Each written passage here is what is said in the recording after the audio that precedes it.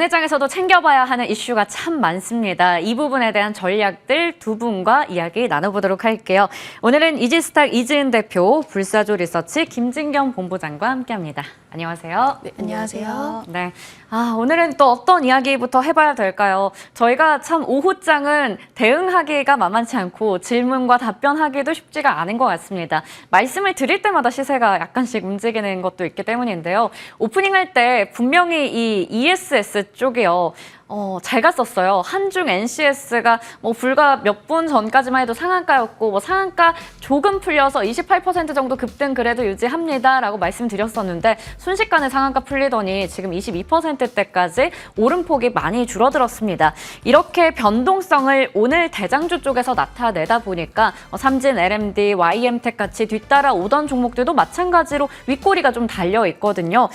이렇게 하루에도 정말 몇 분 사이에 변동성이 심한 섹터이기도 합니다. ESS 쪽이요. 여전히 열기는 식지 않는 상황인데 어떻게 좀 봐야 되는지가 궁금해요. 오늘 일단은 지금 시세 변동성이 나타나고 있는 만큼 오후장의 전략을 챙겨가 보도록 할게요. 김진경 본부장님. ESS 저희가 지금 꾸준히 아마 지난주부터 다뤘던 것 같긴 하거든요. 뭔가 새로운 뉴스가 나왔다기보다는 지금 시장에서 확실히 움직이는 테마가 정해져 있는 것 같습니다. 지금 윗골이 길게 달려있는데 오후장에는 어떻게 전략 가져갈까요?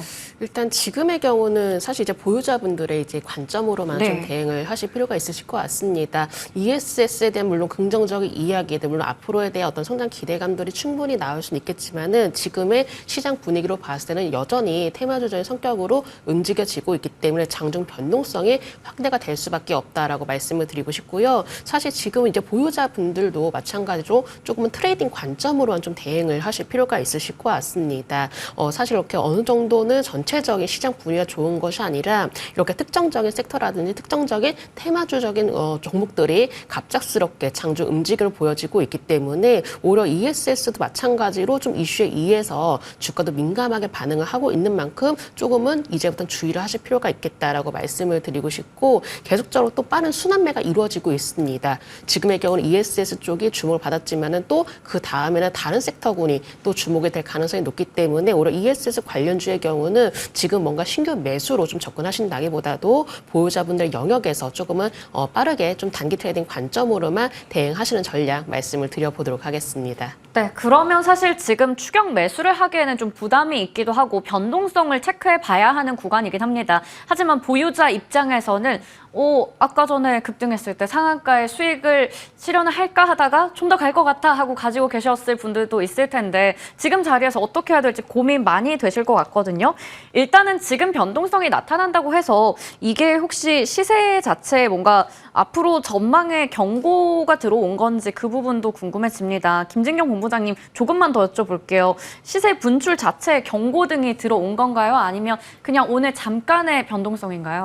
사실은 이 부분에 대해서는 딱 어떻다라고 말씀을 드리긴 참 어려운 것 같습니다. 워낙에 이제 계속적으로 단기 급등을 해놓은 상황에서 여기서부터 이제 시세 분출이냐 아니면 경고 등이냐 사실 뭐기에 대해서 뭔가 좀 판단을 내리기 어려울 만큼의 변동성이 확대가 되고 있는 상황이고요. 그렇기 때문에 제가 앞서 말씀드린 것처럼 이 단기 트레이딩 관점으로 대응하시는 전략을 말씀을 드렸던 이유가 계속적으로 그 다음날 되면 또 새로운 섹터들이 또 주목이 됩니다. 그만큼 워낙에 빠른 순환매가 돌고 있는 상황이기 때문에 계속 ESS 관련주들이 워낙에 성장성이 깊어진다라고 해서 계속 붙잡을 수만은 없는 상황이라는 거죠. 그렇다면 ESS 관련주 만약에 보유하고 계시는 분들이라면은 이렇게 변동성이 확대가 될 때는 사실 손절하기는 굉장히 어려우실 것 같습니다. 그렇다면은 오히려 지금의 경우는 그 어느 정도는 좀 마이너스 3% 이내에서 그러니까 매수가 대비해서 마이너스 3% 이내에서만 조금 짧게 손절량을 잡고 대응하시는 전략이 필요하다라고 말씀을 드리고 싶고 아니면 오히려 지금은 이제 수익권이시다 하시는 분들은 조금씩은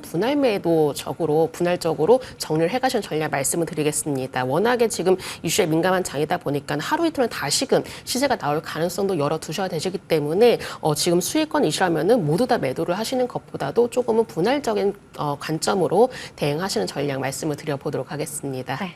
보유자의 영역이라고 해서 좀 궁금하긴 했었는데 깔끔하게 정리해 주신 것 같아요. 지금 매수가에서 마이너스 3% 정도 손절 라인을 잡고 대응하거나 수익권이라면 그래도 분할 매도하면서 수익을 차근차근 챙겨보자 이렇게 정리해 주셨습니다.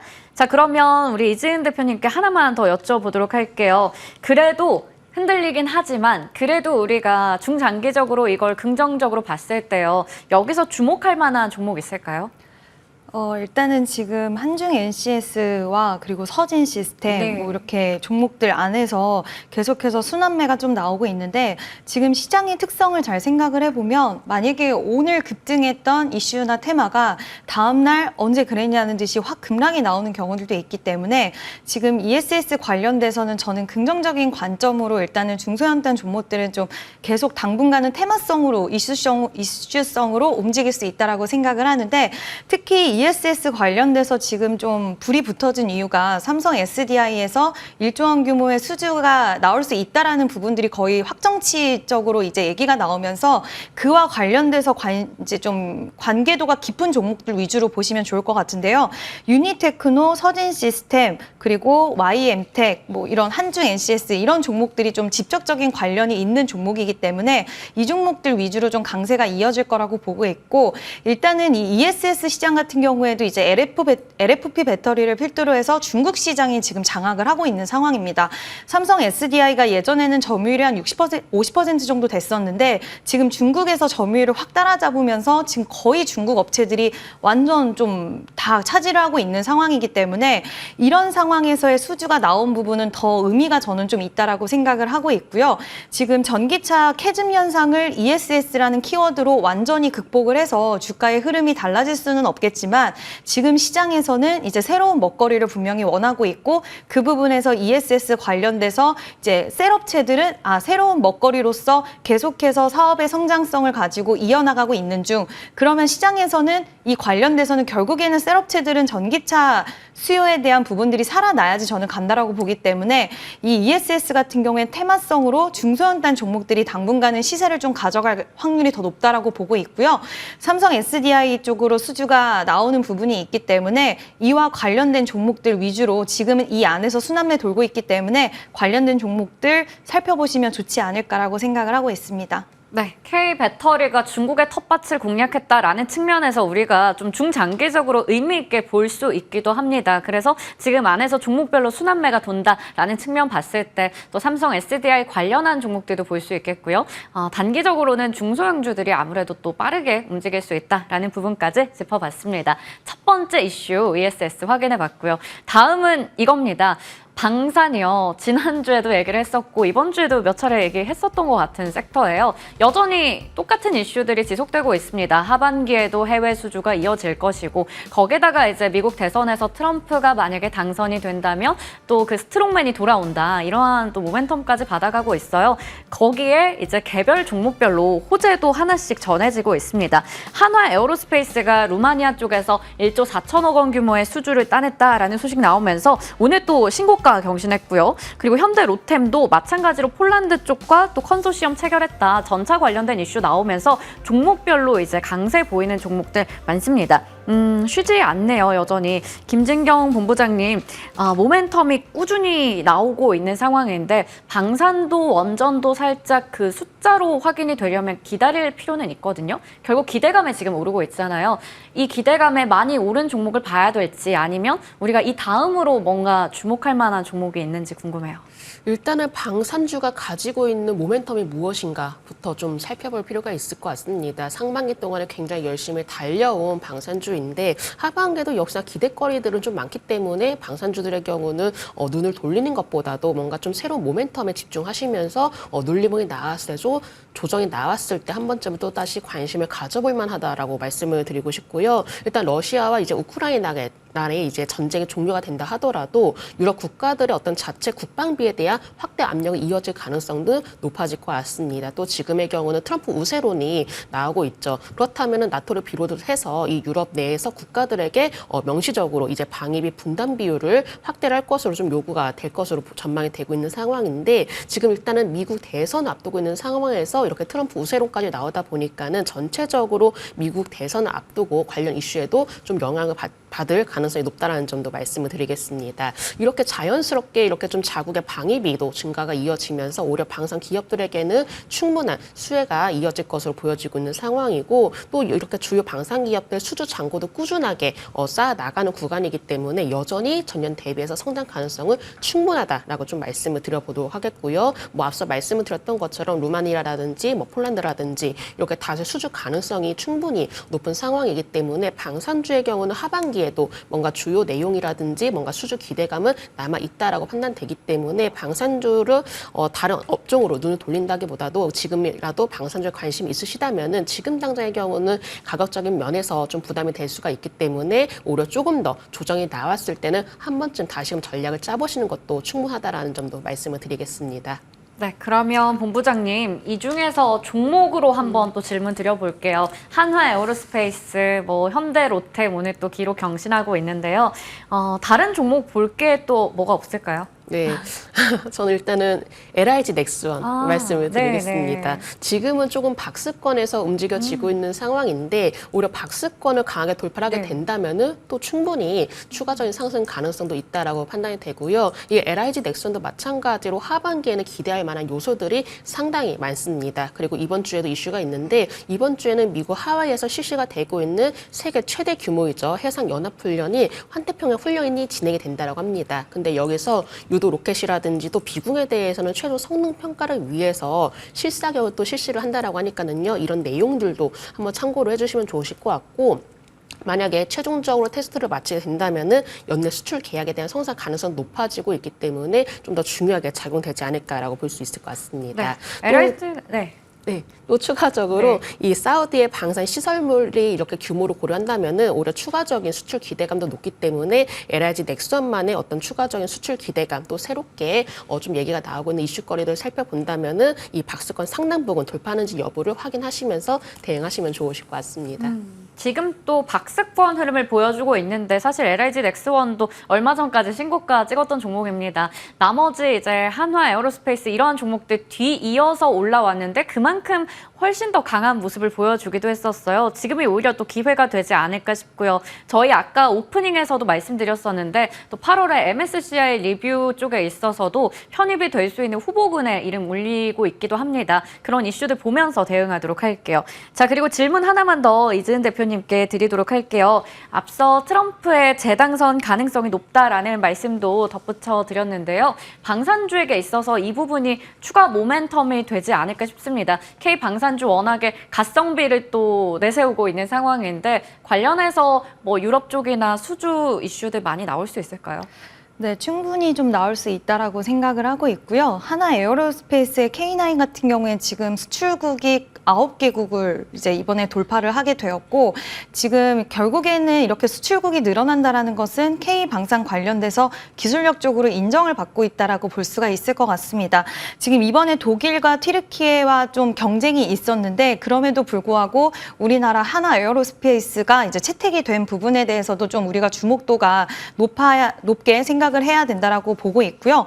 지금 현대로템 같은 경우에도 오늘 좋은 소식이 있었는데 추가적으로 수주가 나올 수 있는 부분들이 좀 존재를 합니다. 일단은 폴란드 그리고 국내 쪽, 루마니아 쪽, 슬로바키아 향 K2 전차에 대한 수주가 이어질 수 있다라는 부분도 지금 나오고 있는 상황이라서 앞으로 저는 더 기대할 수 있는 부분들이 많이 있다라고 생각이 들고요. 일단 우리나라 관련돼서는 이제 K 방산은 아까도 말씀하셨지만 결국엔 가성비가 굉장히 좀 이렇게 좀 몸값이 올라가는 네. 그런 이유 중에 하나인데 이번에 트럼프 당선 시장의 분위기를 보면 결국에는 지금 미 대선 관련돼서는 막 이렇게 부각을 크게 받지는 않지만 오늘 전반적으로 움직이는 종목들의 흐름을 보면 방산도 그렇고 바이오, 원전, 전력 이쪽 관련된 종목들이 결국에는 그 의미 안에서는 저는 트럼프의 재선 관련돼서 이제 트럼프 당선 관련돼서 좀 모멘텀이 받을 수 있지 않을까라는 기대감도 같이 좀 실려 있다라고 보고 있는데 방산 역시 그쪽 관련돼서 연관성이 상당히 짙기 때문에 앞으로의 흐름 좀 기대해 볼 만하지 않을까라고 보고 있고요. 다만 좀 가격적으로 오늘 하나 에어로스페이스가 지금 윗꼬리를 좀 달고 있는 모습인데 지금 따라잡는 매매는 살짝 위험할 수 있다. 지금 시장의 분위기는 따라잡는 매매보다는 강한 섹터가 쉬어가는 구간에서 매매를 하고 쉬어갈 때 매수를 하고 한번 튀었을 때 저는 파는 전략이 지금은 맞다라고 보기 때문에 지금 방산 관련된 종목들은 오히려 쉬어갈 때 매수를 하는 전략 또는 하나 시스템은 살짝 시세가 아직 덜 나왔다라고 네. 보고 있기 때문에 하나 시스템도 오늘 또 수주 관련된 소식이 있었던 만큼 오히려 이렇게 쉬어가는 종목들을 좀 매수하시는 전략이 맞지 않나라고 생각을 하고 있습니다. 네, 지금 시장이 사실 가는 섹터가 계속 잘 달리고 있어서 이거 참 따라잡기도 부담스럽긴 한데요. 그런 섹터들이 쉬어갈 때를 활용하자라고 얘기해 주셨어요. 종목으로 봤을 때도 한화 에어로스페이스가 신고가 찍긴 했지만 지금 윗골이 좀 달려 있습니다. 지금 여전히 좀 따라잡기는 부담스러운 구간이고 한화 시스템처럼 내용 있는데 좀 덜 오른 종목들도 보자 이런 말씀 주셨어요. 방사는 여기까지만 질문 드리도록 할게요. 자, 그러면 다음 이슈로 넘어가겠습니다. 전력기기 쪽이요. 마찬가지로 좀 강한 모습을 나타내고 있습니다. 이번 주 들어서 내내 올라가는 섹터가 아닌가 싶은데요. 이쪽도 사실 지금 뭐 호황이고 뭐 앞으로 뉴스도 많고 수주 소식도 전해지기 하지만 부담되긴 마찬가지거든요. 방산처럼요. 전력 인프라 ETF 상장된다 뭐 이런 이슈들도 있고 재료는 차고 넘칩니다. 하지만 HD 현대 일렉트릭 신고가 기록했죠. 재룡전기도 오늘 신고가 기록했죠. 이런 가운데 관련주들 추가적으로 상승할 수 있는지 그 부분 좀 궁금한데 첫 번째 질문은 김진경 본부장님께 드리도록 할게요. 여전히 좋은 뉴스는 많은데 주가는 고점입니다. 추가로 더 올라갈 여력이 있다고 보는 게 맞을까요? 지금의 경우는 역시나 보유자분들의 영역이다라고 결론부터 말씀을 드리도록 하겠습니다. 물론 이렇게 전력기기 업종과 관련해서 계속적으로 좋은 이야기들은 꾸준히 나오고 있습니다. 우리나라 이제 글로벌 해상 풍력업체 풍력연합에 21번째 회원국을 가입했다는 소식도 나오면서 역시나 주가들에게도 좀 영향을 미치는 것으로 판단이 되고 있고 또 지금의 경우 좀 AI 열풍이 또 불고 있죠. AI 열풍이 불고 있지만 이제 전기 먹는 하마이다 이런 얘기들도 나오면서 아무래도 인프라에 대한 수요가 폭발적으로 늘어날 가능성이 높기 때문에 어쩔 수 없이 전력기기 쪽으로 또 수혜 가능성도 많이 높아지고 있는 것 같습니다. 그리고 또 하나 이제 계절적인 수혜 기대감도 이어지다 보니까는 역시나 주가에는 또 민감하게 반응을 할 수밖에 없을 것 같은데요. 지금 이제 시장을 살펴본다면 이렇게 단기적으로 어떤 이슈에 민감한 상황이기 때문에 어떤 수혜 기대 그리고 또 하나 어떤 좀 성장에 대한 기대 이야기들만 나오면은 관련주들이 한꺼번에 좀 올라가는 경향이 있습니다. 전력기기주도 마찬가지로 이러한 성격을 가지고 있다라고 좀 보시면 되실 것 같고 물론 워낙에 좋은 내용들이 많기 때문에 단기적으로 추가 상승은 가능을 할 수 있을 것 같습니다. 하지만 여기서 신규 매수를 한다. 조금은 가격적인 면에서 부담이 될 수가 있기 때문에 오히려 전력기기보다도 조금 다른 업종으로 시선을 돌려보자라고 말씀을 드리고 싶고요. 만약에 보유하고 계시는 분들이라면은 지금은 충분한 보유자분들의 영역이다라고 판단되기 때문에 신규 매수보다도 조금은 보유자분들만 한해서 전략을 세우시는 게 필요하다라고 판단되고 만약에 그럼에도 불구하고 신규 매수를 하겠다라고 하신다면은 조금은 단기적인 관점으로 대응하시는 전략 말씀을 드려보도록 하겠습니다. 네, 확실히 지금은 많이 올라서 가격적으로 또 부담이 있는 만큼 보유자의 영역이다 말씀을 해주셨고요. 여기서 대응을 하자면 우리가 추격 매수를 하기보다는 마찬가지로 좀 단기적인 관점에서 보자 얘기해 주셨어요. 그러면 이 부분도 좀 궁금한 게요. 많이 오른 건 좀 부담이 될 수 있는데요. 본부장님, 뭐 효성중공업 이런 쪽은 사실 노르웨이 쪽에서 초고압 변압기 수주 소식도 있었는데 상대적으로 그래도 다른 전선 전력기기 대비해서는 덜 오른 것 같거든요. 이런 거 괜찮지 않을까요? 덜 오른 종목을 찾는 네. 것도 물론 하나의 투자 네. 전략이 될 수는 있겠죠. 하지만은 지금 너무 유행을 따라가는 게 아닌가라고 생각을 합니다. 그렇다면은 쉽게 말씀드려서 이제 끝에 이제 타게 될 수가 있는 거거든요. 그래서 너무 유행을 따라간다기보다도 앞으로 뭔가가 하반기 기대가 될 수 있는 새로운 업종 그리고 워낙 낙폭 과대된 종목들도 지금 많기 때문에 이 낙폭 과대된 종목 안에서도 실적 기대감이 서서히 나올 수 있는 종목으로 차라리 시선을 바꾸시는 게 훨씬 더 저렴한 가격에서 매수할 수 있는 전략이 되지 않을까라고 볼 수 있을 것 같습니다. 네. 그렇다면 지금은 좀 다른 업종에 눈을 돌려보는 것도 괜찮지 않을까라는 생각이 듭니다. 그 업종이 저희가 이 다음에 체크해볼 이슈가 될 수 있는지 궁금해지는데요. 다음 이슈 확인해 볼게요.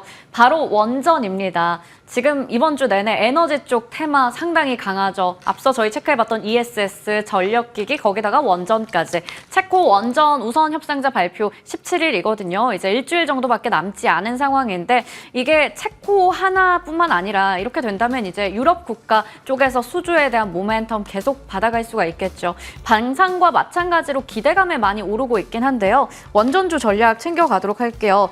자, 먼저 이지은 대표님, 이게 기대감에 올라가기도 합니다. 하지만 원전이 살짝은 뒤통수를 치는 섹터이기도 해서요. 이거 지금부터 꾸준히 모아가도 괜찮은지도 궁금하고요. 원전 안에서도 대형주 쪽을 볼지 아니면 오늘처럼 이렇게 시세가 가볍게 잘 올라가는 중소형주를 봐야 될지 어떻게 보세요?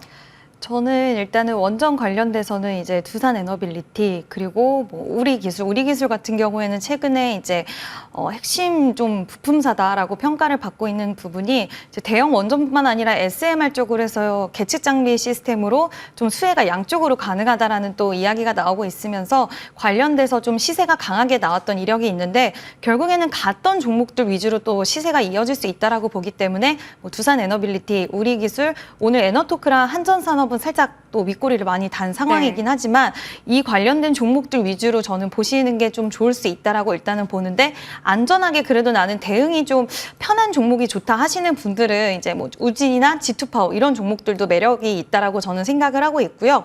일단 체코 원전 수주 관련돼서는 17일에 이제 결과치가 발표가 되는 부분이 있기 때문에 그와 관련돼서 수주에 대한 모멘텀도 있겠지만 이번에 이제 우리가 그동안 원전 관련돼서는 계속 속았다라는 느낌을 좀 지울 수 없는 섹터 중에 대표적인 섹터인데 이번에는 이 수주에서 끝나는 게 아니라 지금 추가적으로 루마니아 쪽 그리고 폴란드 쪽 이런 수주에 대한 기대감이 같이 증폭이 되어 있는 상황이기 때문에 이번에 수주가 잘 된다라고 한다면 줄줄이 좀 좋은 소식이 들려오지 않을까라는 기대감도 같이 있는 상황이고 또 오늘 바이든 대통령이 이제 성명을 한 부분이 있었는데 초당적으로 추진된 원전 배치 가속화 법안에 서명을 했거든요. 근데 이 부분에 서명을 함으로써 어떤 부분이 발생을 할 수 있냐면 이제 기업들이 원전을 만드는 데 있어서 수수료에 대한 절감 혜택을 받을 수가 있고요. 보통 원전을 짓는 데 있어서는 여러 가지 통과해야 될 그런 시간적으로 많이 좀 발생할 수 있는 부분들을 앞당겨 줄 수 있다라는 소식이 나오면서 결국에는 원전 사업에 대한 가속화 이런 부분들이 좀 주목도가 높아졌다라고 볼 수가 있을 것 같고 일단 그러면 바이든보다는 트럼프가 당선될 수 있는 확률이 있다라고 본다면 원전 쪽에서는 또 안 좋은 거 아닐까요? 라고 생각하실 수도 있겠지만 일단은 트럼프 쪽도 물론 방식이나 이런 부분들은 다를 수는 있겠지만 원전에 대해서는 좀 회의적이진 않기 때문에 이제 양쪽 후보 모두 원전에 대해서는 좀 긍정적으로 생각하고 있다라는 부분도 체크해 볼 만한 포인트라고 생각이 들고요. 그동안 원전이라고 하면 우리가 또 웨스팅하우스와의 분쟁이나 이런 부분들이 좀 이슈가 되는 상황들도 있었는데 지금 분쟁에 대해서도 뭐 일각의 시각이긴 하지만 일단락될 수 있다라는 부분들이 나와주고 있습니다. 지금 이제 웨스팅하우스가 수주를 받은 부분들에서 이제 능력치나 이런 것들이 좀 안 되는 부분에 있어서 한국 기업에 그 부분을 토스할 수 있다라는 얘기가 나오기 때문에 일단 좀 분쟁에 대한 부분이라든지 이런 것들도 스무스하게 넘어갈 수 있다라는 이야기도 나오고 있는 상황이고 여러 가지 좀 우호적인 환경들이 지금 많이 마련이 된 상황에다 또 프랑스 같은 경우에는 러시아와 좀 가깝기 때문에 체코 쪽에서도 우리나라를 선택할 수 있다라는 부분 여러 가지가 좀 좋은 환경들이 많아요. 그래서 저는 개인적으로는 원전 관련된 종목들은 쉬어가는 흐름이 나올 때 매수하시는 전략이 좀 유효하다라고 생각을 하고 있고요. 혹시라도 이번 체코 관련돼서 또 우리가 좋다고는 생각은 하지만 혹시 모를 부분들을 항상 있을 수 있기 때문에 내가 대응할 수 있는 부분 안에서 비중 안에서의 매매는 하셔야 된다라는 부분도 같이 이야기를 좀 드리고 싶습니다. 네, 오늘은 보니까 또 원전주들 일부 작은 종목들 상승불 여전히 유지를 하고 있지만 나머지 두산 에너빌리티 뭐 등등의 종목들은 일단 하락권에 위치해 있기도 합니다. 그렇다면 이걸 또 우리가 활용을 할 수 있는지가 좀 궁금한데요. 김진경 본부장님, 일주일 정도 남았어요. 이제 체코 원전 발표 관련해서요. 지금 이 뉴스가 나오고 나서 우선 협상 대상자로 선정이 된다면 이게 재료 노출, 세론으로 작용을 할지 아니면 더 갈 수 있을지가 궁금한데요. 앞서 이재은 대표님 말씀 들어보면 원전주 꾸준히 사모아도 될 것 같단 말이죠. 그러면 지금의 조정 좀 활용하는 게 좋을까요?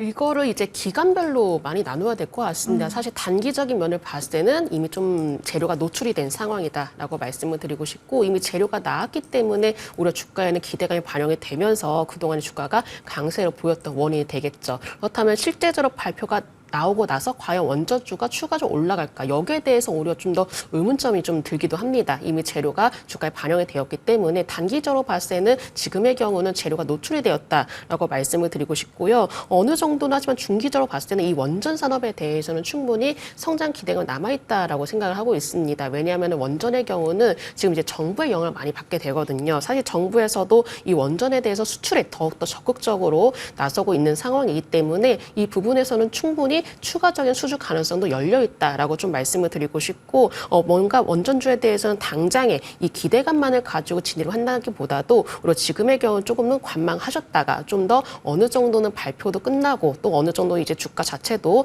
정상적으로 좀 자리를 잡았을 때 다시금 전략을 세워보는 게 필요하지, 지금 당장 조정이 나온다고 해서 좀 진입하게 되신다면은 조금은 어려운 투자가 되실 수가 있기 때문에 원전주의 경우는 조금은 어느 정도 중장기적인 시선으로 바라보시고 조금 더 눌림이 나왔을 때 재료 노출이 이미 한 번에 나왔기 때문에 조금은 더 지켜보시면서 대응 전략을 세우시는 게 필요하실 것 같습니다. 네, 원전주 관련해서는 좀 기간별로 전략을 좀 다르게 가져가야 될 것 같기도 해요. 지금 재료가 노출되면서 오늘 일단은 어제 또 많이 올랐으니까 차익 매물 나오고 있기도 합니다. 하지만 DTNC 이러한 종목들은 지금도 20%가 넘는 급등세를 나타내고 있습니다. 이게 오후 들어서 더 지금 상승 탄력을 받아가고 있기도 해요. 하지만 지금 구간에서 조정이 나왔다고 막 사자 이런 것보다는 일주일 뒤쯤에 발표 나오고 나서 그 기점으로 우리 접근 전략을 세워가도 좋을 것 같다 얘기해 주셨어요. 일주일 뒤에 만약에 저희 시간에 원전주 이야기 한다면 전략 한 번 더 챙겨가도록 할게요.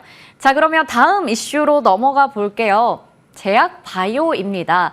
제약 바이오주 섹터 안에서도 순환매가 계속 도는데 신약과 비만 당뇨 기술 이전 어디에 주목하면 좋을까 이 질문도 참 많이 드렸던 것 같은데요. 비만 당뇨가 오늘도 여전히 시장에서 강한 테마입니다. 삼천당 제약도 신고가 기록했고요. 펩트론도 신고가를 기록했는데 지금도 여전히 강하거든요. 자, 그러면 먼저 저희 펩트론에 대한 이야기 좀 해볼게요. 6월 5일에 이지은 대표님께서 또 추천해 주셨던 원픽입니다. 최고가 기준 수익률 계속해서 지금도 실시간으로 차곡차곡 쌓아가면서 98%에 육박하는데요. 한 달 만에 거의 100% 가까운 상승 나왔거든요.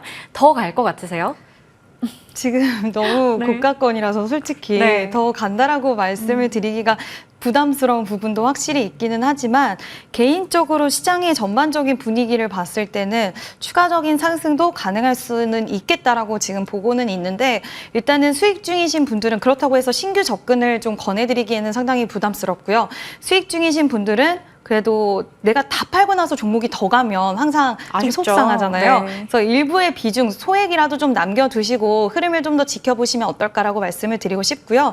일단 시장의 전반적인 분위기가 제약바이오 쪽이 좀 강세가 나오는 이유는 결국에는 또 미 대선, 트럼프가 이제 당선이 되게 되면 바이오 쪽을 좀 더 활성화시킬 것이다. 지난번에도 그랬기 때문에 이번에도 정책적으로 좋은 모멘텀이 붙을 수 있을 것이다라는 기대감도 있지만, 뭐 금리 인하에 대한 부분들 9월 달에는 가능할 수 있을 것이라는 전망치가 높아지는 것도 한몫을 했다라고 볼 수가 있을 것 같고요. 그뿐만 아니라 지금 일정들이 이제 신약을 개발하는 기업들, 플랫폼 기술 개발 업체들의 일정들이 줄줄이 계속 좀 남아있는 상황입니다.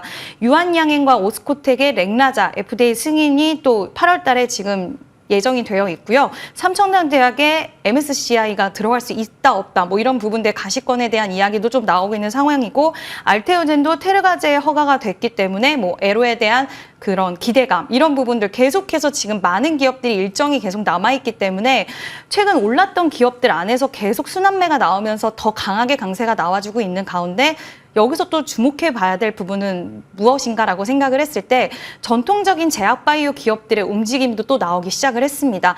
지난번까지만 해도 바닥권에 있는 종목들은 좀처럼 움직이지 않았는데 실적이 잘 나오면서 이제 킬러 그 약품을 갖고 있는 그런 바이오 기업들이 지금 뭐 바닥권에서 좀 올라오는 기미들이 보여지고 있는데 종근당, JW 중해제약, 뭐 한미약품, HK 이노엔 이런 전통적인 제약바이오 기업들이 올라온다는 것은 우리가 좀 다시 한번 되짚어볼 필요가 있는 게 이쪽으로 수급이 좀 더 강하게 돈이 강하게 몰려 들어온다는 것을 좀 우리는 확인할 수가 있다라고 보고 있기 때문에 저는 일단 최근에 좀 상승 흐름이 좋았던 그런 종목들, 신약 만들어내는 기업들, 플랫폼 기업들 여전히 매력적으로 계속 좀 보셔야 된다라고 생각을 하고 있지만 가격적인 부담감은 분명히 있다라고 좀 보이거든요. 그래서 나는 이런 부분에 있어서는 좀 피하고 싶다 하시는 분들은 전통 제약바이오 종목들에게서 매수 찬스를 좀 찾아보시는 것도 나쁘지 않다라고 보이고요. 일단은 HK 이노엔, 녹십자 이런 종목들이 지금 흐름이 굉장히 좋은데 이런 종목들에서는 그래도 그동안 많이 빠져 있었기 때문에 상대적으로 부담도 덜하고 제약바이오 종목들을 좀 접근하신다라고 한다면 전 좋은 매수 기회로 삼아볼 수 있지 않을까라고 좀 이야기를 드릴 수 있을 것 같습니다. 네, 기술 이전이나 플랫폼 관련해서 모멘텀 있는 종목들도 좋지만 우리가 부담 없이 좀 편안한 마음으로 대응하기에는 전통적인 제약주들 중에서도 좀 많이 눌렸었던 쪽 공략해보자 말씀해 주셨어요. HK 이노엔 그리고 녹십자 같은 종목들 말씀해 주셨네요. 자, 그러면 김진경 본부장님. 오후장이 상당히 정신이 없습니다. 오전에 장 출발하면 뭐 전력기기, 원전, 슈팅 쫙 나오는데 오후만 되면 윗골이 길게 달다 보니까 미리 이렇게 주제를 정해도 참 어렵기도 해요. 그만큼 시장에서 지금 주도 섹터 이거다 하는 게 딱히 없다 보니까 그 수급들이 바이오 쪽으로 다 몰려가는 건지 아니면 정말로 하반기에 제약바이오가 시장에서 좀 굳건하게 입지를 다지고 있는 건지 궁금한데요. 하반기에 제약바이오 쪽 기대감 여전히 가져도 될까요? 지금 이제 시장을 살펴본다면 유동성이 많이 좀 떨어지고 있는 상황이기도 하죠. 워낙 이제 시장을 이끌어 갈 수 있는 모멘텀이 좀 상당히 부족한 상황이기 때문에 이렇게 이슈들이 나오고 있는 바이오주에 관심이 쏠려지는 것으로 보여지고 있습니다. 특히나 바이오주 안에서도 뭔가 오르고 있는 종목만 오르고 있다라고 좀 보시면 되실 것 같고요. 그렇기 때문에 종목별로도 워낙에 희비가 엇갈리고 있는 상황이기도 하죠. 사실은 지금 바이오주에 대해서 뭔가 업황에 대한 개선 기대감보다도 일단은 전반적인 이슈에 민감해지고 있는 상황이다 보니까는 여러 가지로 뭔가 기대감만 나오게 된다면은 주가들이 좀 들썩들썩하는 모습을 보여지고 있습니다. 과연 하반기에 바이오주가 뭔가 시장의 주도주가 될까? 이 부분에 대해서는 아직은 좀 의문점이 남아있는 상황이기 때문에 오히려 바이오주의 경우는 조금은 아직은 조금 더 관망하시면서 조금은 상황들을 지켜보자라고 좀 말씀을 드리고 싶고 지금 시장에서는 뭔가 자금을 오갈 곳이 없는 것 같습니다. 그러다 보니까는 이미 오르고 있는 종목만 계속 올라가게 되고 이슈에만 집중하게 되다 보니까는 뭔가 단기적인 변동성도 확대가 되는 구간이기 때문에 오히려 이렇게 강하게 치고 올라왔던 바이오주에 대해서는 조금은 투자에는 보수적으로 좀 대응하시는 전략 말씀을 드려보도록 하겠고요. 지금 일단 또 바이오 업체들이 대규모적으로 또 유상증자에 나서고 있다고 합니다. 아무래도 금리 인하에 대한 기대감이 나오고 있다 보니까는 자금 조달 이슈도 기도 하고요. 뭔가 생물법에 대한 생물 보안법에 대한 이슈도 남아 있는 상황이기 때문에 여러 가지 투자 심리를 개선을 시킬 수 있겠지만은 하반기 주도주가 될지에 대해서는 오히려 지금은 조금 더 상황들을 지켜보자라는 점 말씀을 드려보도록 하겠습니다. 네, 약간은 또 보수적인 시각으로 우리가 제약바이오 접근할 필요도 있어 보입니다. 제약바이오에 대해서 또 이야기 나눠봤고요. 오늘 이지은 대표님의 원픽 종목이 궁금한데요. 저희가 앞서 다뤄봤던 테마 원전 쪽에서 오늘 골라주셨네요. 네, 일단은 원전에서 좀 쉬어가는 종목이 뭐가 있을까라고 고민을 하다가 이제 G2파워라는 종목을 좀 소개를 시켜드리려고 하는데요. 일단 오늘 좀 다뤘던 주제 두 가지를 다 가지고 있는 기업인데 ESS 사업을 또 최근에 신성장 동력으로 삼았다라는 소식이 또 나오면서 일단은 적극적으로 이쪽 관련된 사업을 좀 뛰어들었다는 부분도 하나의 좀 추가적인 모멘텀으로 작용할 수 있을 거라고 보고 있고요. 이 회사 같은 경우에는 전력산업기술 기준의 원자력 품질 보증 인증서를 취득을 했기 때문에 시장에서는 이제 원전 관련주로 좀 분류가 되는데 결국에는 이제 많이 올라왔던 원전주들을 좀 따라잡는 부분들이 이제 투자자분들의 성향에 따라서는 좀 부담스러울 수가 있거든요. 그래서 그런 분들이 이제 투자처를 내가 원전 관련된 종목들 하나 좀 투자해보고 싶다라고 생각하시는 분들에게는 지금 상대적으로 주가의 흐름이 다른 종목들에 비해서 퍼포먼스가 강하게 나오지 않았기 때문에 오히려 좀 부담스러운 부분이 좀 축소가 된다라고 생각을 하시면 될 것 같고요. 일단 G2파워가 취득한 인증서를 가지고 있다라고 한다면 또 앞으로 뭐 고압, 저압 스위치 기기 그리고 모터 제어원을 설계, 제조할 수 있는 이런 능력들을 가지고 있기 때문에 앞으로 원전 사업에 대한 이 부분들이 더 확장되면 확장될수록 같이 이제 참여를 해서 가져갈 수 있는 실적적인 기여나 이런 부분들도 좀 기대할 수 있기 때문에 원전 관련돼서는 G2파워, 다른 종목 좀 부담스러우신 분들을 위해서 오늘은 G2파워를 좀 소개해 드리도록 하겠습니다. 네, 다른 종목들 대비해서 우리가 약간은 부담을 덜고 볼 수 있는 종목이 아닐까 싶어요. G2파워 목표 주가 어느 정도 바라보세요? 네, 일단은 목표 주가는 좀 살짝은 그렇게 크게 잡아드리진 않을 건데요. 일단 네. 최근에 고점 부근이었던 11,700원 부근을 제시해 드릴 수 있을 것 같고요. 일단 이 종목은 강하게 시세를 한번 뿜어내기 시작하면 또 굉장히 끼가 있는 모습을 보여주고 있기 때문에 전에 고점 부근까지는 그래도 한번 도달을 해줄 수 있지 않을까라고 생각이 들어서 11,700원 제시해 드리도록 하겠습니다. 네. G2파워 목표 주가는 11,700원, 손절가는 8,700원으로 체크해 보도록 하겠습니다. 오늘 오후장의 이슈 이분들과 이야기 잘 나눠봤습니다. 지금까지 이지스탁 이지은 대표, 불사조 리서치 김진경 본부장과 함께했습니다. 두 분 말씀 고맙습니다. 네, 감사합니다.